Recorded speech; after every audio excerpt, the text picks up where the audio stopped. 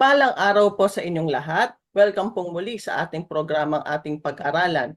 Ang ating pag-aralan po ay isang online Bible study sa Tagalog na gamit ang Amazing Facts Study Guide. Dito po ay matitalakay ang karaniwang mga tanong natin sa buhay at ang sagot po ay makikita sa mga text sa Bible. Ako po si Lorraine at ang makakasama ko po sa ating pag-aaral ay si Pastor Ruel Payod Jr. Ibibigay ko na po ang panahon kay Pastor para sa kanyang pagbati.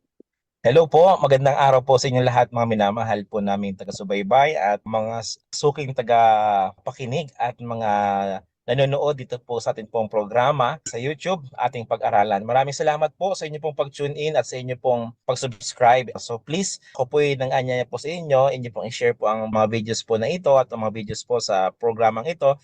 Kung sa tingin niyo po ay kayo po yung nabibless sa mga message na nagmumula sa Panginoong Diyos, we are so happy if inyo po itong may share sa inyo po mga friends na sila naman din po ay makasumpong ng mensahe mula sa Panginoong Diyos. Welcome po muli sa atin pong pag-aaral dito po sa atin pong programa ating pag-aralan. And today po tayo po ay nasa lesson number 8 na po. Salamat po, Pastor. Bago po tayo magsimula sa ating pag-aaral ay manalangin po muna tayo. Dakila po naming Diyos, banal at makapangyarihan sa lahat. Salamat po at muli niyo kaming binigyan ng pagkakataon na makapag-aral ng inyong salita. Samahan niyo po kami at basbasan niyo po ang aming mga labi nang ang lahat po ng salitang aming sasabihin ay magmula sa inyo. Pagpalain po nawa ninyo ang aming programa nang marami po kaming maabot na tao na gusto kayong makilala at magkaroon ng mas malapit na relasyon sa inyo. Maging pagpapala po ang mga mensahe na aming maibibigay sa kanila at kanilang mga pamilya at ma-apply po nila ang lahat ng kanilang matututunan sa kanilang pang-araw-araw na buhay. Pagpalain din po ninyo ang mga nakikinig, nilalapit po namin sa inyo ang mga problema at mga challenges na pinagdadaanan nila. Kayo po ang nakakabatid ng mga ito.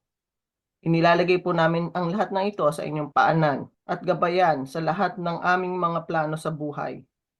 Salamat po sa mga pagpapala na kaloob nyo sa amin.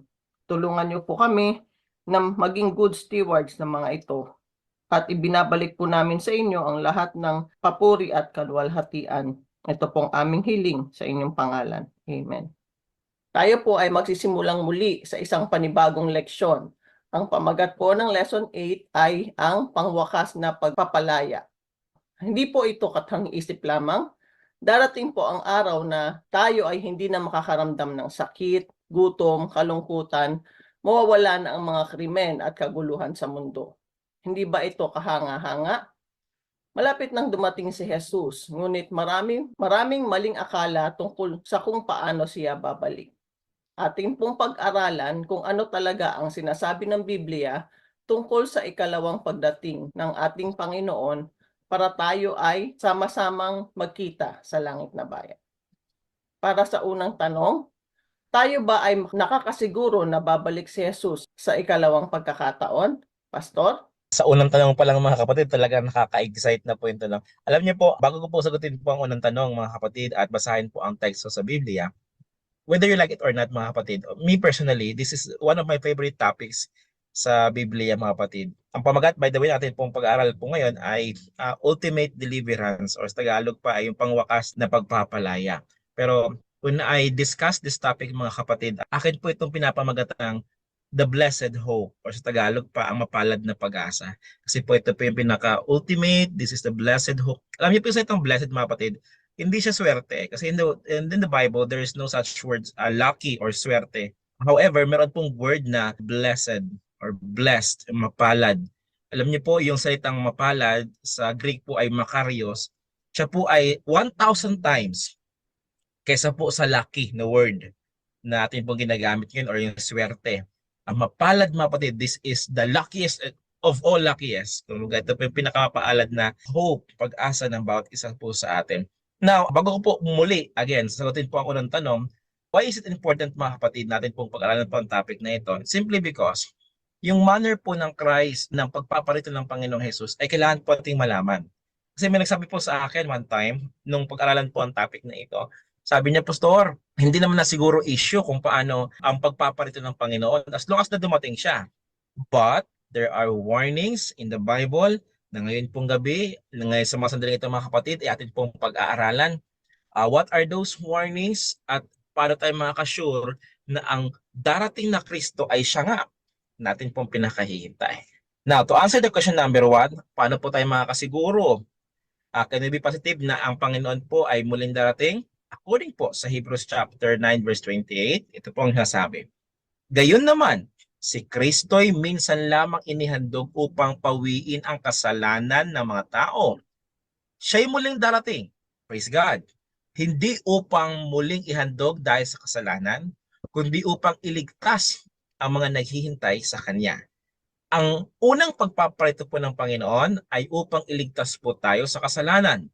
But the second time around, para tayo po iligtas na sa mundong ito na punong-puno ng mga hindi ka nais-nais na bagay, mga minamahal na mga kapatid. Purihin ng Panginoong Diyos. It is very sure that He will come back once again, mga kapatid. Bakit? Sabi po dito sa Juan, Kapitulo 14, versikulo 3. And by the way, if you will read these verses, hindi lang po verse 3 ang inyo pong babasahin, kayo po magsisimula sa verse 1, mga kapatid. Ngunit sa verse 3, ang dito pong sinasabi, at kung ako ay pumaroon sa dakong iyon, ako ay maghahanda ng lugar para sa iyo. At ako'y muling babalik. Mga kapatid, ang word po na ginamit mismo ni Jesus ay hindi, pag ako'y nakapaghanda na, perhaps ako'y babalik. Hindi niya po sinabi yung word na perhaps. Hindi po niya sinabi, mga kapatid, na pag ako'y nakapaghanda na, most likely babalik ako. No, hindi niya po ginamit yun. He used the word, I will come again. Hindi po siya kasi si Douglas MacArthur, noong tayo po binihag ng mga Hapon, ang sabi niya po ay shall return. No, I'm not an English major, but I know the difference between shall and will. Yung shall, not sure pa But yung will ay talagang darating po, mga kapatid. And the word Christ used was will, for sure. He will come again, mga kapatid. So, to answer the question number 1, yes, He will come again. Ito nga po ang sabi niya sa Matthew 26, verse 64. Jesus testified that He would come back to this earth again. Siya po yung muling babalik, mga minamahal na mga kapatid. At talaga naman pong ang bawat isa ay makakakita po sa Kanya. Later on, atin po di-discuss how can we see Him. But mga kapatid, kung ang propesiya na natupad noong una niyang pagpaparito, okay, yun pong una, before siya pumamarito for the first time, there was a prophecy, and yet this really happened. It was fulfilled. And He says once more that He will come back again, and it will really, really happen, mga kapatid. Salamat po, Pastor. Para sa ikalawang tanong, sa paanong paraan babalik si Jesus sa ikalawang pagkakataon? Pastor? Ito na po, mga kapatid, yung manner. Sabihin ng manner, paanong paraan. Kasi po, maging wais po tayo.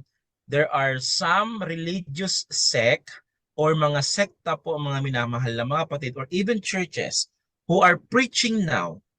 Perhaps you can see them or you can watch them in the social media like Facebook, and they're preaching na Christ is already in your heart.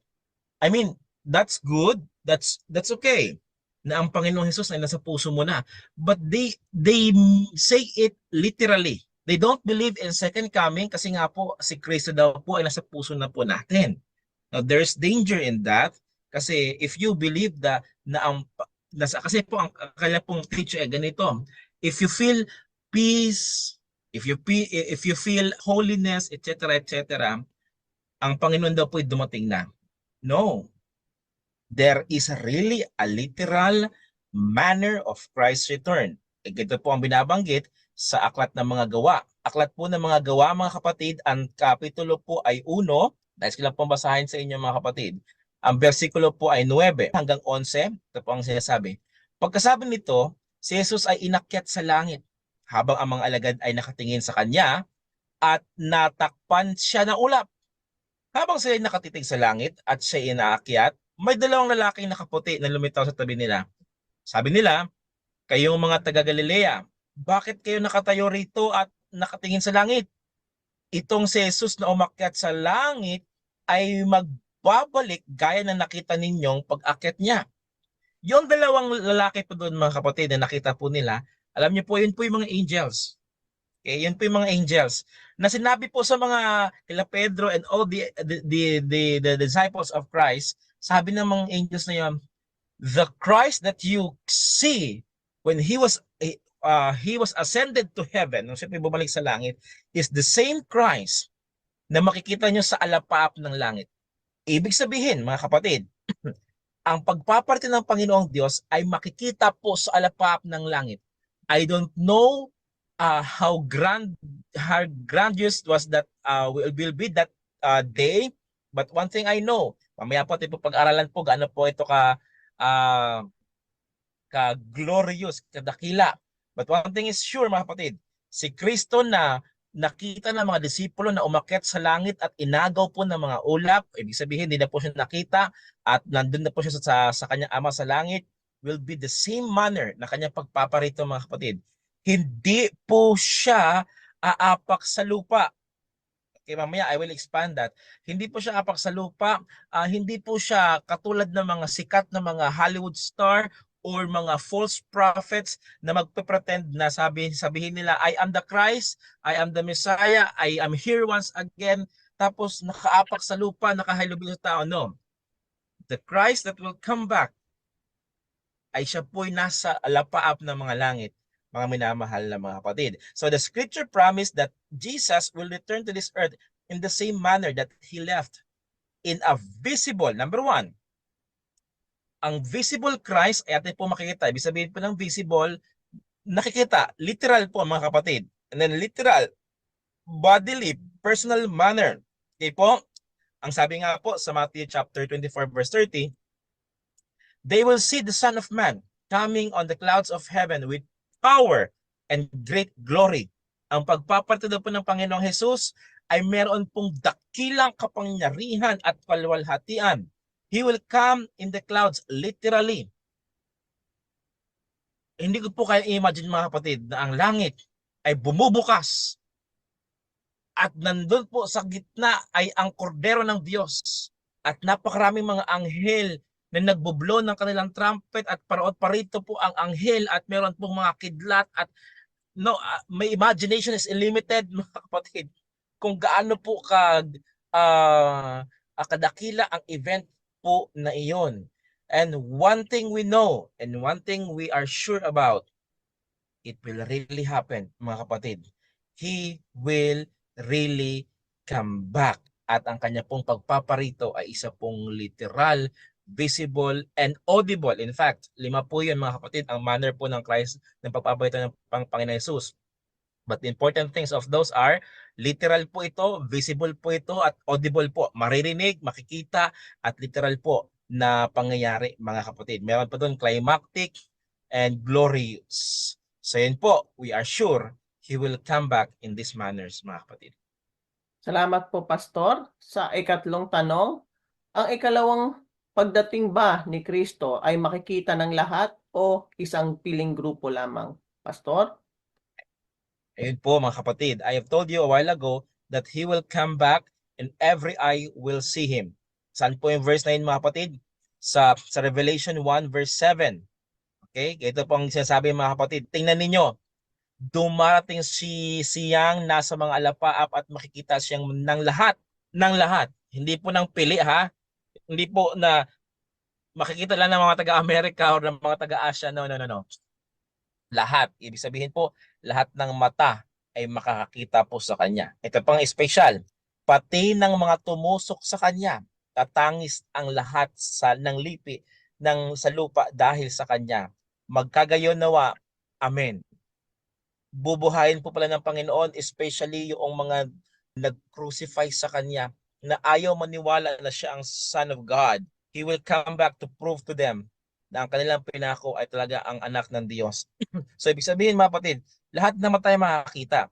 May nagtanong sa akin one time when I was preaching this topic, Pastor, paano yung mga bulag? I don't know if sarcastic yung kanyang pagkakatanong, pero na-sense ko parang sarcastic kasi siyempre sabi ko, lahat naman tayo makakita mga kapatid. Sumagot din agad paano yung mga bulag?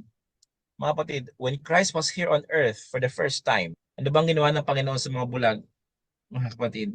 Ang ginawa niya sa mga bulag, kanya pong pinagaling at muling nakita. And I believe with all my heart, when Christ return, yung mga nawalan ng paningin or inborn na walang paningin, mga kapatid, they will have that sight and they will see Christ, mga kapatid. Ano pa po, mga kapatid? Sabi nga po dito sa Matthew 24 verse 27, as the lightning comes from the east and flashes to the west, okay, so also the coming of the Son of Man be.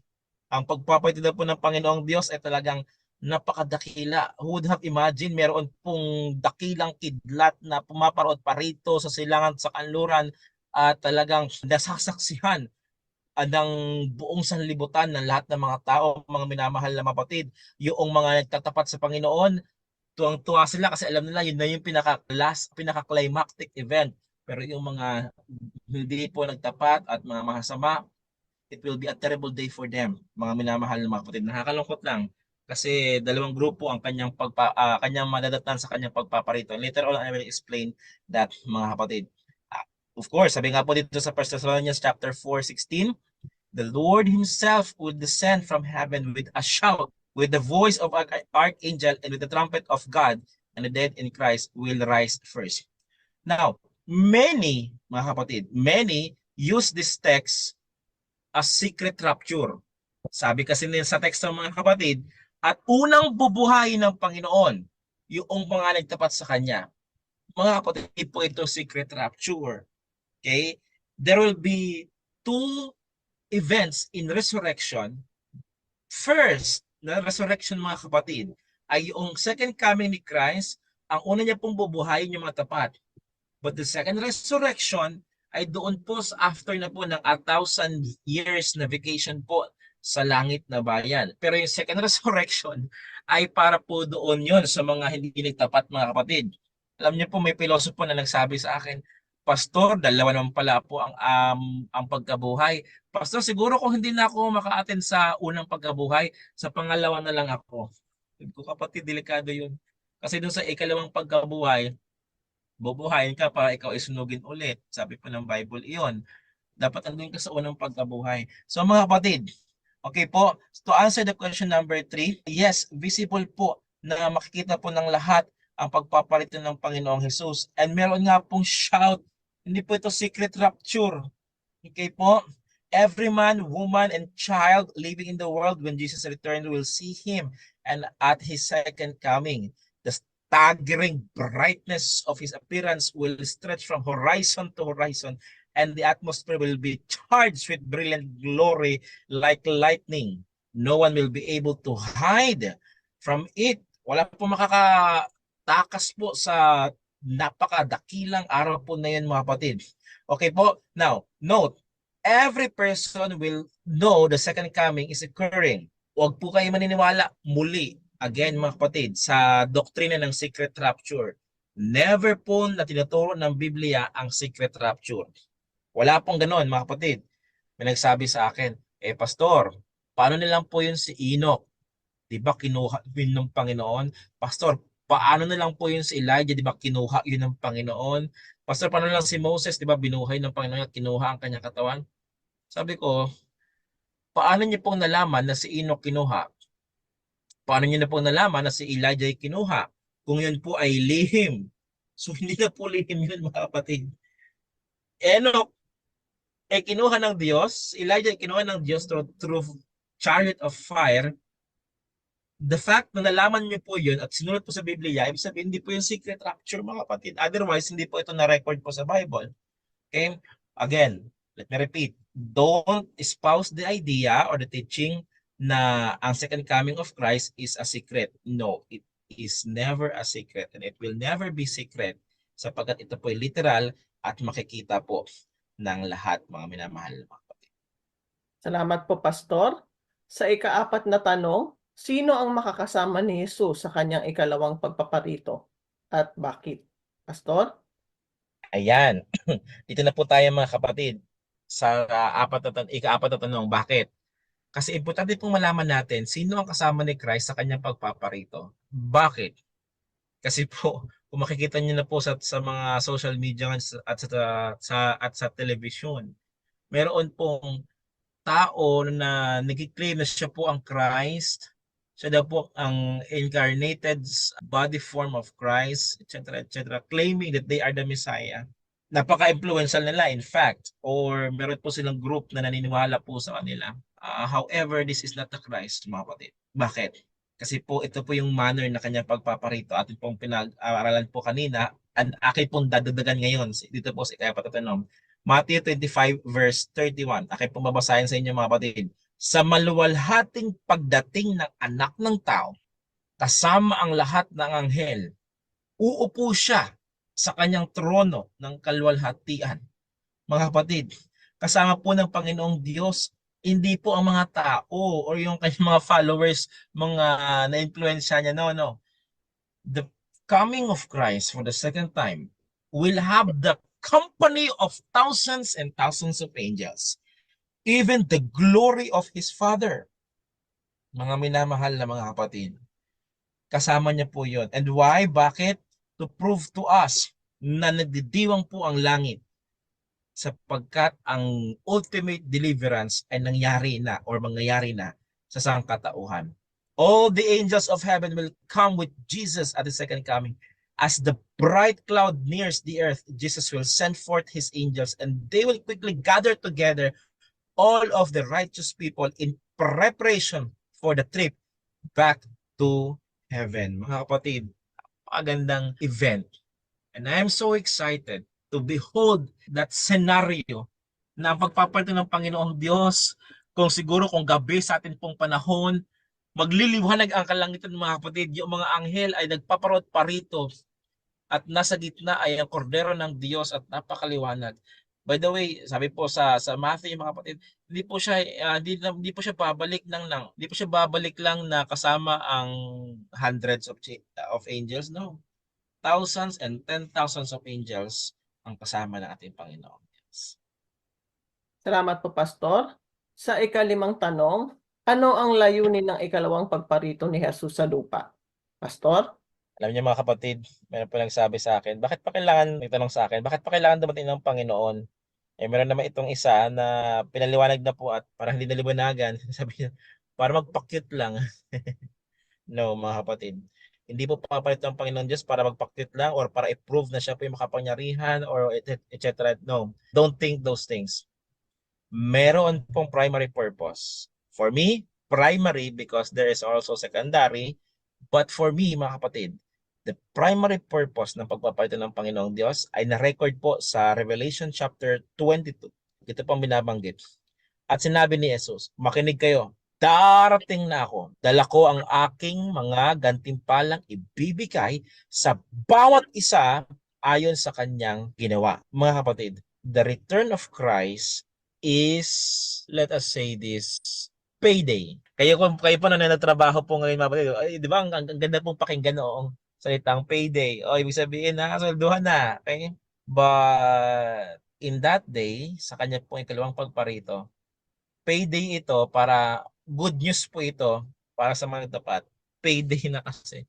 Kumbaga, susuklian na, babayaran na yung kanilang katapatan at gumalan na po sila ng buhay na walang hanggan. However, this is a bad news para po doon sa mga hindi nagtapat kasi po payday rin po ito sa kanila. Ibig sabihin, kabayaran na rin ng kanilang mga kasalanan.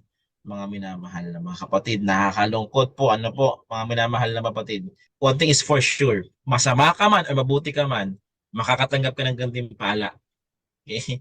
Pero pag masama ka, ibang gantimpala matatanggap mo, yung deserve mo nung ikaw pa ay nabubuhay at kung anong ginagawa mo, mga kapatid. Okay po, sabi nga po ulit sa John chapter 4 verse 3, I will come again and receive it to myself. Ang pinaka-purpose, mga kapatid, na pagpapalitan ng Panginoong Diyos, let me repeat again, ay payday po ito. Talagang rewarding day.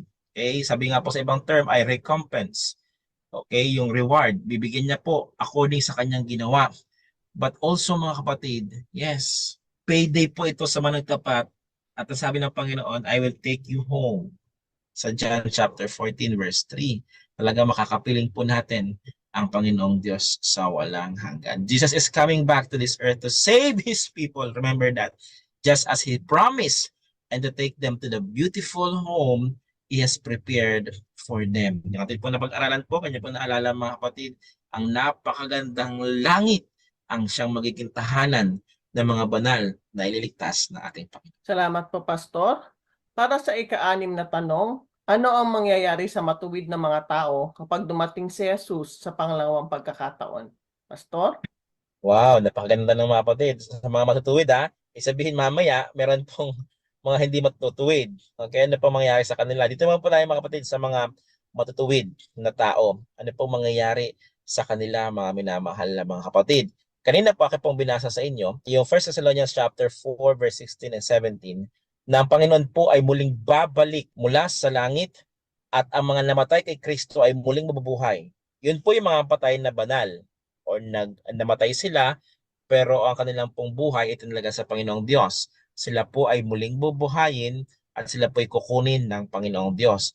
Pero, subalit datapwat, tayo pong mga, if ever ako, ikaw na nakikinig po ngayon, ay masumpungan ng Panginoon na buhay pa mga kapatid at nagtatapat sa Kanya. Ito po ang sinasabi po sa 1 Corinthians 15. Versikulo po ay 51 to verse 53. Dito po ang binabanggit mga minamahal na mga kapatid. Isang hiwaga ang sinasabi ko sa inyo, hindi lahat tayo'y mamamatay, ngunit lahat tayo'y babaguhin sa isang sandali, sa isang kisap mata, kasabay ang huling pag-ihip ng trompeta, sapagkat ang pagtunog ng trompeta, ang mga patay ay muling bubuhayin at di na muling mamamatay. Babaguhin tayong lahat. Ang ating katawang nabubulok ay mapapalitan ng hindi nabubulok at ang katawang namamatay ay mapapalitan ng katawang hindi na mamamatay. Purihin ang Panginoong Diyos, mga batid. Yung mga nagtapat at patuloy na nagtatapat sa Panginoong Diyos, sila po ay magmamana ng immortal na katawan.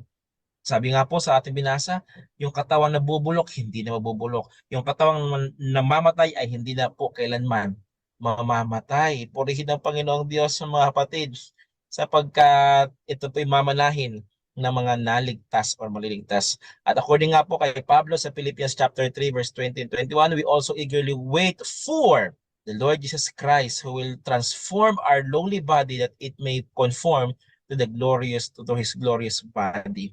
Mga kapatid, uniform po ang belief or ang teachings po ng mga apostles, even Peter, even Paul ay nagsasabi po na tayo po ay muling babaguhin sa isang sandali, sa isang kisap mata.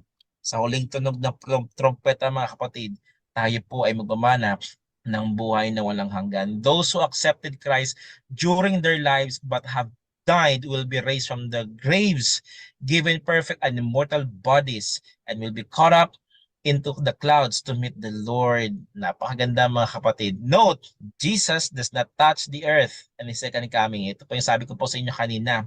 Sa pagpapalitan po ng Panginoong Diyos, hindi po lalapag ang kanya pong paa dito po sa lupa, sapagkat siya po yung nasa alapaap ng mga langit, mga minamahal na mga kapatid.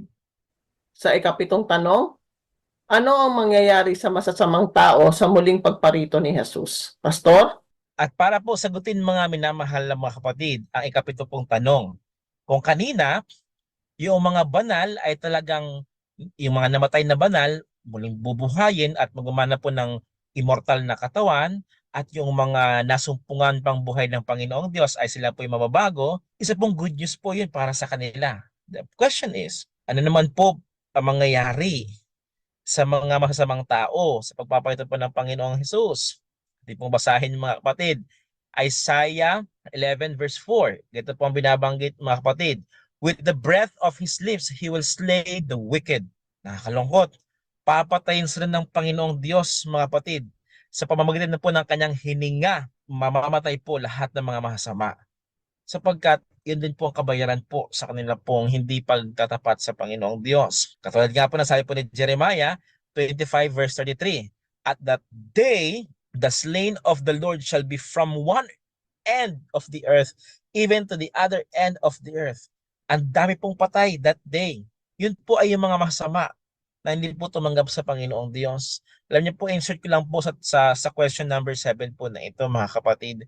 Sa Revelation chapter 6, Okay po, sa Revelation chapter 6, nais ko pumasahin po sa inyo. Apokalipsis or Pahayag chapter 6. Dito po ang sinasabi mga kapatid, dito po sa I think 14, naglaho ang langit na parang nagtago sa mga yungib ng bato ang mga hari sa lupa at ang mga gobernador, mga pinuno ng hukbo, ang mga mayayaman, ang mga pangyarihan at lahat ng tao, alipin man o malaya.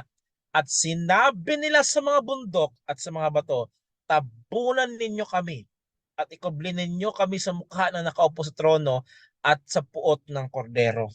Sapagkat dumating na ang kakilakilabot na araw ng pagbubuhos ng kanilang puot at sino ang makakatagal sa harapan nito. Nakakalungkot mga kapatid. Mas gugustuhin pang matabunan sila ng malalaking bato at ng kuweba. Now let me ask you, pag ikaw po ba yung tinabunan ng malaking bato, buhay ka pa? Hindi na mga kapatid. So, ibig sabihin, they rather want to die. Kasi po di nila kayang tingnan yung kaluwalhatian po ng Panginoong Diyos. Mga kapatid, the bottom line here is this. The wicked shall die. Mga kapatid, the wicked shall die on that second coming of Christ. But the righteous will live forever sa pagpaparito po ng ating Panginoong Diyos. Salamat po, Pastor. Para sa ikawalong katanungan, paano makakaapekto sa lupa mismo ang ikalawang pagparito ni Kristo? Okay po, paano makakaapekto? Okay? Kanina, mga kapatid, mga kaibigan, ay paano siya nakaapekto sa mga matutuwid? Sila po'y naging masaya. Pero paano nakaapekto sa mga masama? Sila po'y naging malungkot at sila po'y mamamatay, mga kapatid, sa araw po na iyon. Ano lang pong epekto na ito sa ating pong literal na lupa or sa planet Earth, mga kapatid? Sabi po dito po sa Revelation 16 verse 18 to 20, there was a great earthquake. Meron daw pong napakalaking lindol na kahit kailan ay hindi pa nasaksihan ninuman dito sa lupa. Kung ay sabi mga kapatid na magsasayawan ang kabundukan. Okay po, at lahat ng mga isla ay mawawala at ang mga bundok ay di na po makikita. Try to imagine gaano po kalakas ang magnitude ng lindol po na yun mga kapatid. I think ang recorded sa kasaysayan ng mundong ito na pinagdaanan po ng sangkatauhan, ang pinakamalakas na lindol ay na-record 9.1. Pero hindi pa po nagsasayawan yung mga bundok noon. Hindi pa po nag-exchange, hindi pa po gumagalaw-galaw. How much more in this day, mga kapatid? Gaano na lang po kaya kalakas ang lindol na ito na talagang ang mga isla po ay nawawala, ang mga kabundukan po ay pumapatag, at talagang ang mga buildings ay nawawala. Gaano po kalakas po ang lindol na ito? Ito pong epekto sa pagpaparito ng Panginoong Jesus. Talagang ang mga lupa yung na kanyang nilalang ay talagang magsasayawan nga, ika nga dito po sa Apokalipsis. Sabi po ni Jeremiah 4 verse 26, I beheld and indeed the fruitful land was a wilderness and all its cities were broken down at the presence of the Lord. Masisira, magkigiba, wala pong tatayong gusali na proud o pride ng tao mga kapatid. Lahat po yun ay masisira. According nga po kay Isaiah, sabi po dito sa 24 verse 1 and 3, the Lord makes the earth empty and make its waste. Talagang magiging basurahan, magiging baliwala lahat ng pinaghirapan po ng tao sa pagpaparito po ng ating Panginoong Diyos, ng ating pong tagapagligtas na si Jesus. Sabi nga po, the earth will be seized by a great earthquake at the coming of the Lord. This earthquake will be so devastating that it will leave the world in a state of total destruction and desolation. Talagang destruction and desolate po lahat sapagkat napakalakas ng impact ng lindol sapagkat ito po ang araw ng pagpaparito ng ating Panginoong Jesus. Salamat pong muli sa mga bagong information na aming natutunan sa ating pag-aaral ngayon. Nasa sa atin po ang desisyon kung ano ang gusto natin maging kahinatnan ng ating kinabukasan. Kung tayo po ay maniniwala sa Panginoon o iwawaksin natin ang katotohanan. Ang desisyon po ay nasa ating mga kamay. Ang panalangin ko po ay piliin natin ang ating Panginoon. At sa araw na pagdating na ating Panginoong Hesukristo, tayo ay magkita-kita sa ating langit na bayan. Ibinabalik ko pong muli kay Pastor Payod para sa closing remarks at panalangin. At mga kapatid, mga kaibigan, upang magkaroon po tayo ng munting summary or closing remarks sa ating pong pag-aaral ngayon. Mga kapatid, dalhin ko po kayo mga kapatid sa teksto dito po sa talata po sa Tito chapter 2 verse 13. Ito po ang sinasabi. Habang hinihintay natin ang pinagpalang araw ng ating inaasahan, ito ang araw na mahahayag ang kalwalhatian ng ating dakilang Diyos at tagapagligtas na si Jesucristo. Mga kapatid, sabi nga po sa English, this is the blessed hope, waiting for that blessed hope, the coming of our Lord Jesus Christ. Mga kapatid, alam niyo po, maraming gusto ng tinatawag na katapusan ng buwan. Kasi nga po pagkatapusan ng buwan, swelduhan daw po. Ayaw nilang ng iba na katapusan ng mundo kasi end of the world daw, ganyan.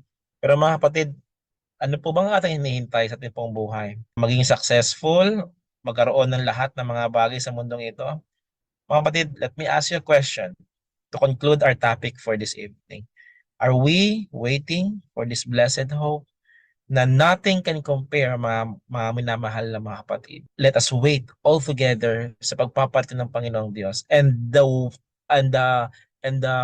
method of waiting, or the way we can wait Jesus, is we can be faithful to Him. Nais ko po kayo imbitahan mga kapatid sa isa pong panalangin. Tayo po ay manalangin. Dakila naming Diyos, Ama naming banal, maraming salamat po o Lord sa isang napakagandang topic namin po na pag-aralan sa mga sandaling ito, ang second coming. Ito po ang pinakamapalad na araw namin pong pinakahihintay sapagkat ito po ang ultimate deliverance or ang pangkatapusang pagpapalaya na inyo pong pinagkakaloob o hinahanda sa mga nagtatapat. Lord, tulungan niyo po na marami po ang makapunta sa langit. At Lord, please, hanggat maaari, wala po sanang mawaglit. At po na isa pong awitin po, Ama. Ang amin pong panalangin, lahat po ay makauwi po sana sa langit na bayan. Lord, tulungan niyo po kami, mga mahal namin sa buhay. At sino man po, mga family members po namin na magtapat po sa inyo. At sama-sama din po kami maghihintay sa ikalawang pagpapalit na aming Panginoong Hesus. Lord, maraming salamat sapagkat ito po totoo.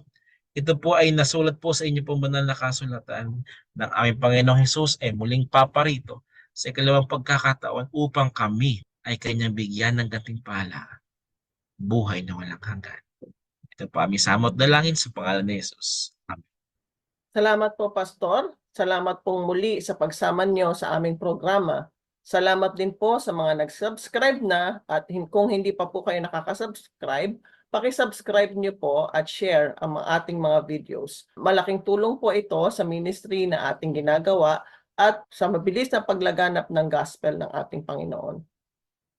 At kung meron po kayong mga tanong o gusto nyo rin pong mag-share ng mga experience o mga comment nyo, maaari nyo pong ilagay ito sa comment section ng aming channel. Ganon din po kung kayo ay may prayer request, paki-comment nyo rin po para maisama po namin sa aming panalangin. So hanggang sa susunod pong bahagi ng ating pag-aaral, ito pong muli si Lorraine na nagpapaalala sa inyo na mahal tayo ng ating Panginoon. Bye-bye!